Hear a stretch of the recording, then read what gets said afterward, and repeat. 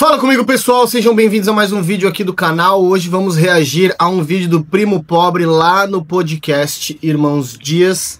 Vamos falar sobre um tema bem polêmico para o brasileiro médio, que é a casa própria, financiamento. Será que vale a pena? Será que não vale a pena? Como é que faz para quitar um financiamento, sei lá, 3 vezes mais rápido, 4 vezes? Vamos ver aqui o corte, vamos ver quais são quais são os insights que a gente vai tirar daqui. Confesso que ainda não assisti, tá? Me chamou a atenção ali a thumb, eu falei, vou assistir aqui com a minha galera. Vamos reagir a esse vídeo, vamos lá. Você falou sobre financiamento, que é algo que muito brasileiro tá. Como que a pessoa pode pagar as dívidas dela de 30 anos em 3 anos? Tá, então vamos lá. O que acontece? 30 anos em 3 anos. Vamos ver o que ele vai falar aqui, mas eu já imagino, né? Amortização lá, as parcelas finais. Eu vou dar como exemplo o meu caso. Eu comprei uma casa, um apartamento, na verdade, né? E eu financiei um total de 130 mil reais. Vou arredondar para 100 mil. Baixo. E a minha parcela mensal era de R$ 1.000, que é o financiamento que eu fiz. No caso, ela era pela Caixa Econômica.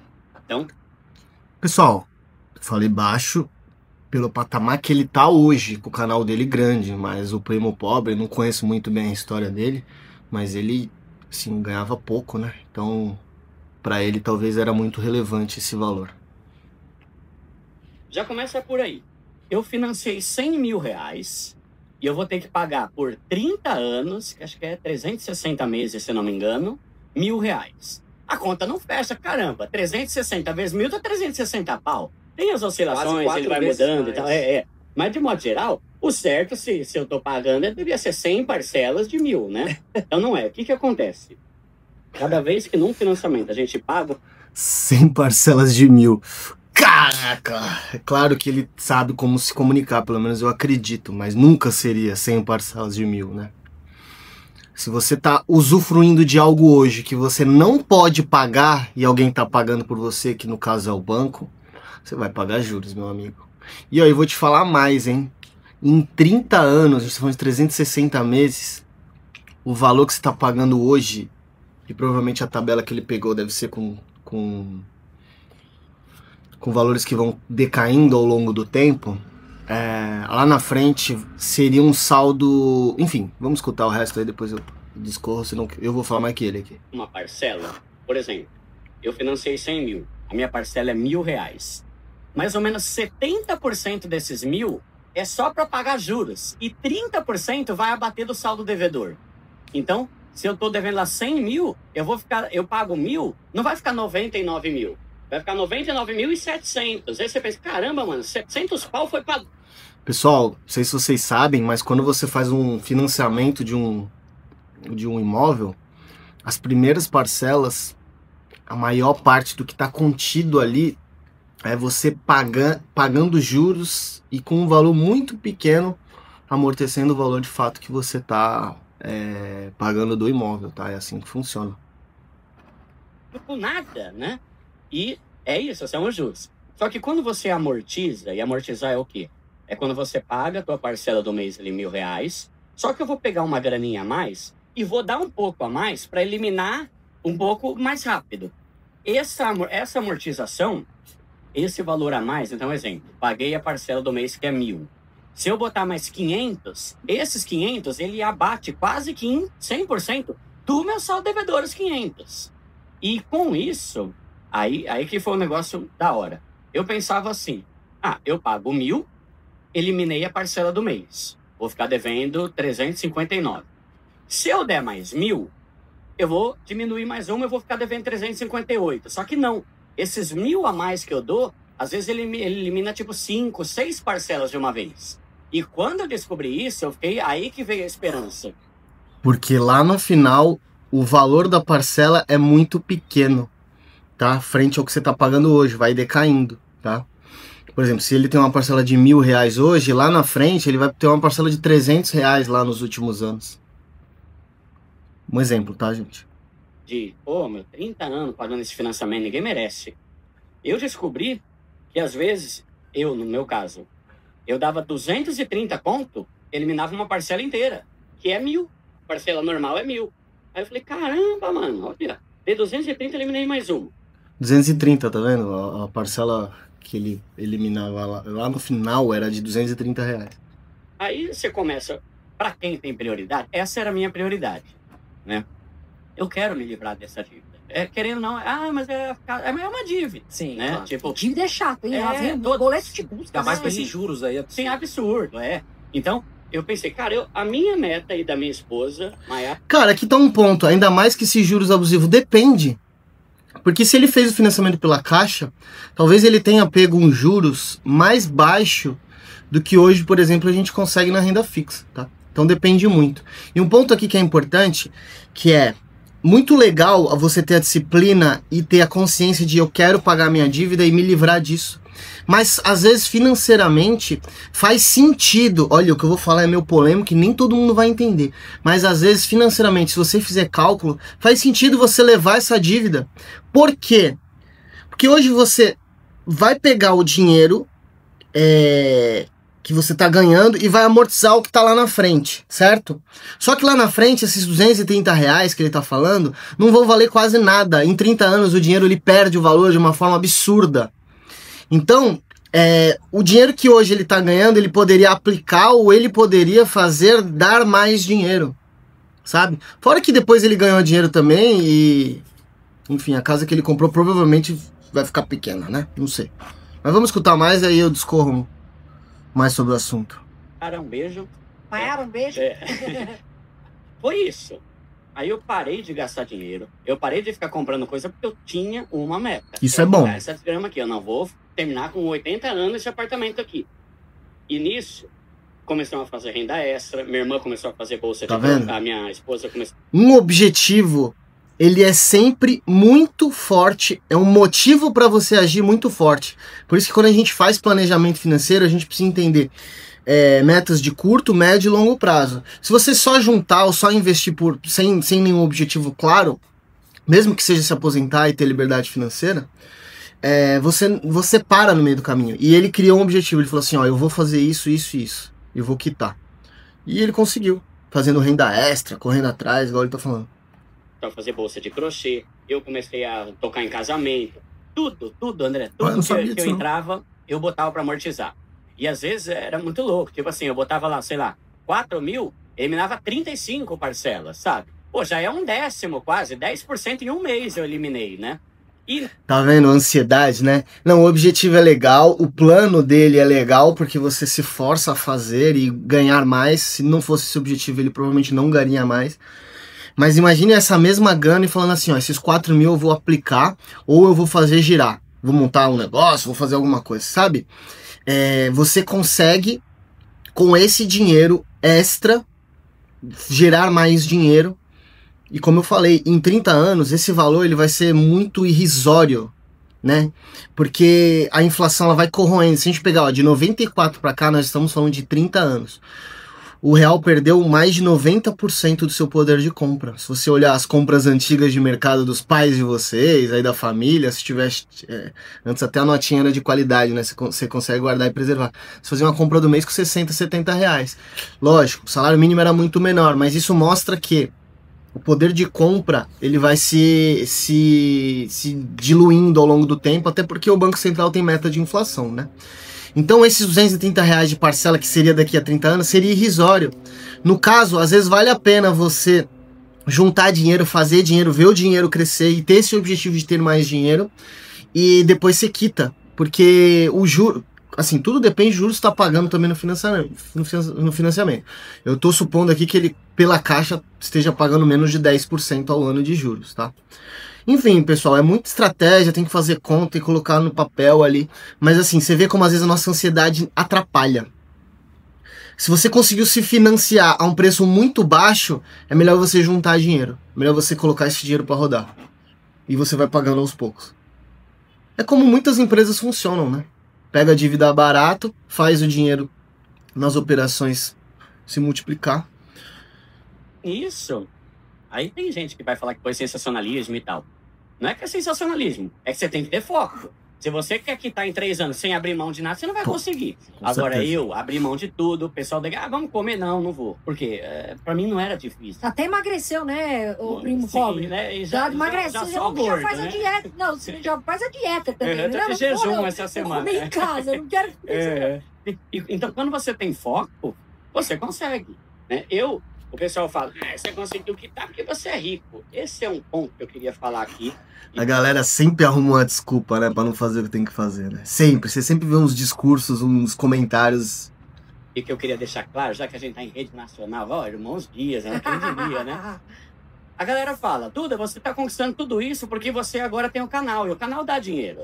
Galera, antes do meu canal, eu nunca tive um salário líquido maior do que 3 mil reais. Eu tinha pago 70% da minha casa, eu tinha um carro Peugeot 308 quitado, eu já tinha feito viagem para o exterior, eu já tinha ido para os Estados Unidos ganhando um salário líquido que nunca foi maior que 3 mil.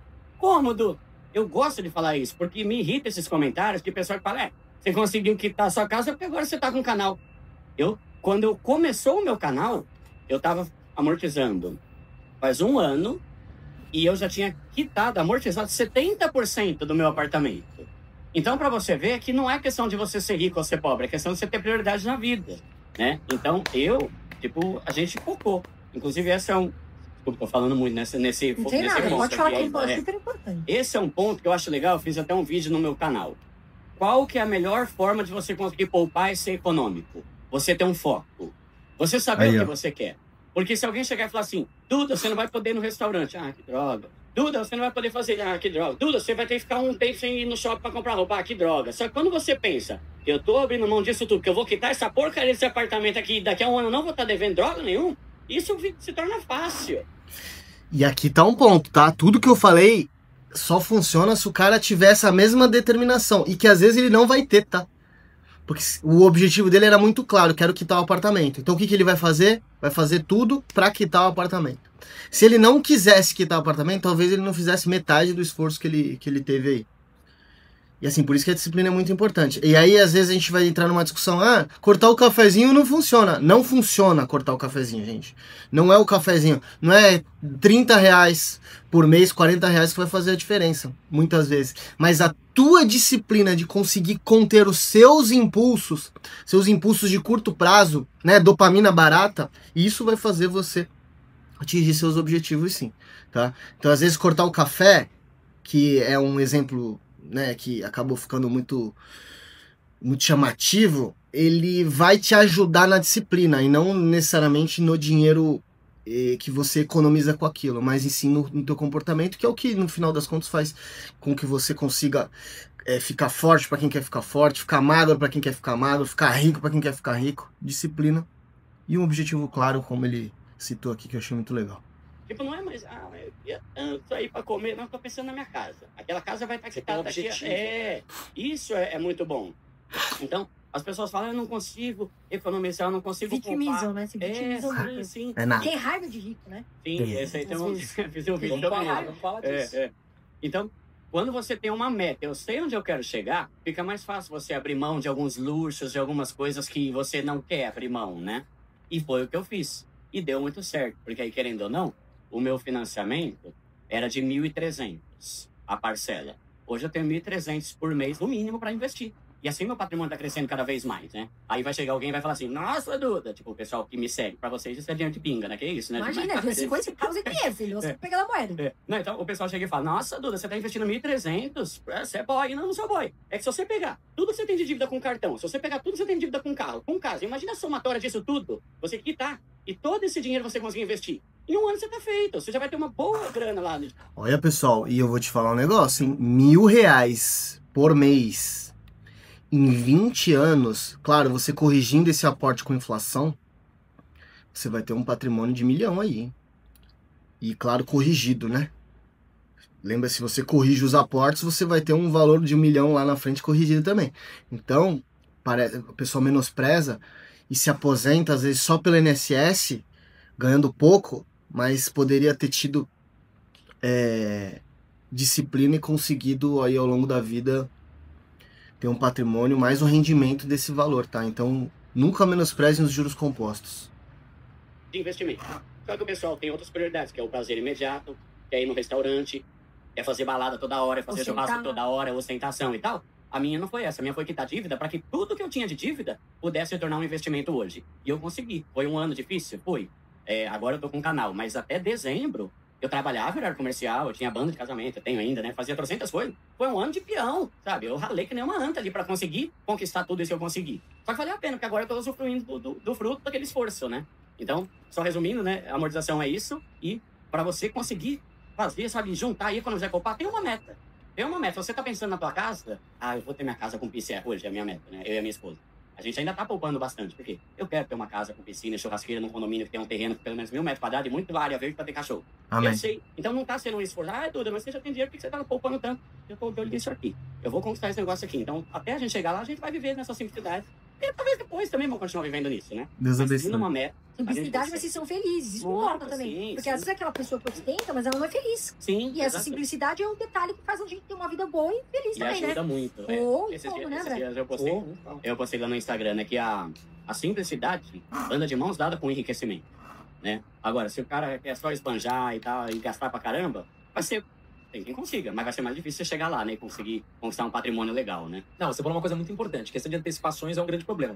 E sobre a questão de amortização, colocando numa linguagem que é um pouco mais técnica, pessoal, o que o primo pobre está querendo dizer, você pode trazer o seu financiamento, a sua dívida futura, para juros presentes, né? Então, assim, quando você contrata uma dívida, que nem o primo, ao contratar o empréstimo para comprar o apartamento dele, ele contratou junto ao banco, né, primo? Um empréstimo de 100 mil reais. Aí o banco antecipou a grana pro primo e cobrou uma taxa de juros abusiva, claro, para 30 anos, né? Que ia ficar 4 casas ali que você ia pagar. O que o primo decidiu? Ele falou, eu vou antecipar as parcelas futuras, que estão lá para dar 30 anos. Que boa parte dela é juros. Porque o primo falou, 70% era juros, 30% era o principal. Quando ele começa a trazer para juros presentes, praticamente ele foi quitando o quê? O principal. E foi eliminando aqueles juros futuros, primo. Da hora.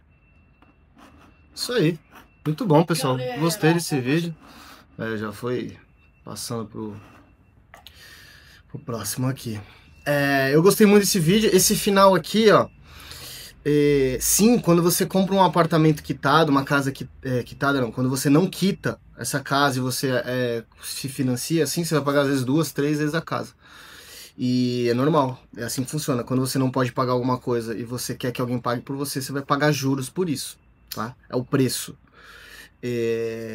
Mas por outro lado, dependendo dos juros e até a conta que ele fez, se no final, né, e era um valor regressivo, se no final ele pagava um valor muito baixo, como eu expliquei durante o vídeo, dependendo da estratégia, você pode deixar, né, como você vai pagando só a tua parcela normal, vai acumulando mais dinheiro, vai aplicando esse dinheiro de forma inteligente ou mesmo empreendendo com esse dinheiro, enfim, acumulando recurso.